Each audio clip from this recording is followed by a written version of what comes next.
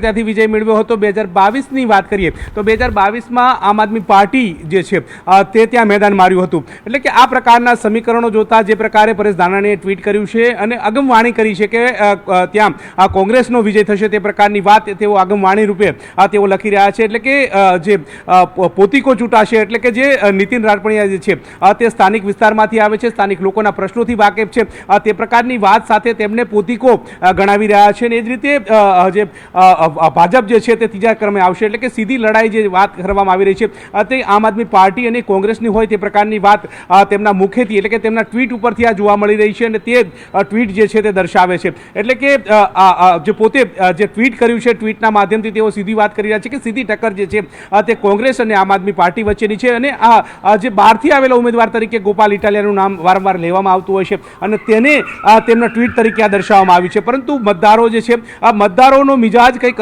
અનોખો હોય છે, તેમના પ્રશ્નોને લઈને તેઓ મતદાન કરવા માટે આવતા હોય છે। અનેક પ્રશ્નો જે છે તે મતદારના જે મનમાં પડ્યા હોય છે અને તે મતદાર જે છે ત્યારે મતદાન કરવા આવતો હોય છે ત્યારે તે પોતાના પ્રશ્નોને લઈ અને કોણ વધારે વાચા આપશે, કોણ તેમના પ્રશ્નોનો ઉજાગર કરશે તે પ્રકારના મનમાં જે પોતે મન બનાવી લીધું હોય છે ને તે પ્રકારે તેઓ મતદાન કરતા હોય છે। પરંતુ વાત એ છે કે 7 વાગ્યાથી મતદાન થવાનું છે અને સાંજે 6 વાગ્યા સુધી મતદાન થવાનું છે। કેટલા ટકા મતદાન થાય છે અને ગ્રામ્યજનોના લોકો જે છે તે કેવી રીતે બહાર આવે છે। આમ જોવા જઈએ તો ગ્રામ્યના મતદારોમાં એક અનેરો ઉત્સાહ હોય છે, ચાહે પેટા ચૂંટણી હોય કે પછી સામાન્ય ચૂંટણી હોય, તમામ ચૂંટણીની અંદર ગામડાના મતદારો એટલા જાગૃત હોય છે કે પોતાના જે ઉમેદવારને ચૂંટે તે પ્રકારની તેમના મતદારોનો એક મૂડ હોય છે। હવે જોવાનું એ છે કે મતદારોનો મૂડ કયા તરફ જાય છે, ચાહે પુનરાવર્તન કરે છે, પરિવર્તન કરે છે કે પછી 18 વર્ષથી જે સંન્યાસ ભારતીય જનતા પાર્ટીનો વિસાવદર વિધાનસભાની બેઠક ઉપર જોવા મળી રહ્યો છે તેને તેઓ સમર્થન કરે છે। સૌ કોઈની નજર 23 તારીખ ઉપર મંડરાયેલી હશે।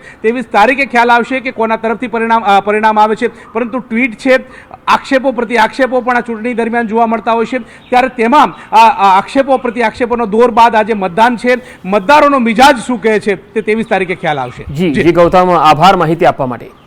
તો વિસાવદરમાં હાલ તો મતદાન શરૂ થઈ ચૂક્યું છે અને ખરાખરીનો જંગ પણ છે। મતદારોનું મતદાન કેન્દ્રો પર આવવાનું શરૂ થયું છે, ચુસ્ત પોલીસનો બંદોબસ્ત છે અને બંદોબસ્ત વચ્ચે 2.61 લાખ મતદારો હવે મતદાન કરવા સજ્જ બન્યા છે। એક બાદ એક સિનિયર સિટીઝનો પણ આવી રહ્યા છે, તમે જોઈ શકો છો વિસાવદરથી હાલ તસવીરો આવી રહી છે। મતદાન મથક પર મતદારોનું આવવાનું શરૂ થઈ ગયું છે। અહીંયા જૂનાગઢની આ ખૂબ જ મહત્વપૂર્ણ વિસાવદર વિધાનસભાની આ બેઠક છે જેના પર પેટા ચૂંટણી થઈ રહી છે અને આજે જ્યારે મતદાન થઈ રહ્યું છે 23 જૂનના રોજ પરિણામ આવશે। આ ચૂંટણી પ્રક્રિયા માટે તંત્રએ મજબૂત વ્યવસ્થાઓ પણ ઊભી કરેલી છે। 297 મતદાન મથકો છે જ્યાં મતદાન મથકો પર મતદારોનું આવવાનું શરૂ થઈ ગયું છે। સાંજે 6 વાગ્યા સુધી આ મતદાન થશે। વિસાવદરની જે જનતા છે, કડીની જે જનતા છે એ આ મતદાન માટે બહાર આવે, પોતાના મતાધિકારનો ઉપયોગ કરે તેના માટે પણ અપીલ છે। વિસાવદરથી સંવાદદાતા અમારી સાથે જોડાયા છે અમાર બખાઈ। અમાર, વિસાવદરમાં હાલ મતદારો મતદાન કેન્દ્ર પર ઉમટ્યા છે મતાધિકારનો ઉપયોગ કરવા માટે। હાલ આપ શું તસવીરો જોઈ રહ્યા છો મતદાનની કેન્દ્રની બહાર અને કયા વિસ્તારમાં છો આપ? ચોક્કસ પંકજ, વિસાવદર વિધાનસભા પેટા ચૂંટણીને લઈને મતદાન પ્રક્રિયા શરૂ થઈ ગઈ છે। અત્યારે આપણે છીએ ભેસાણની અંદર વિસાવદર વિધાનસભા બેઠકનું જે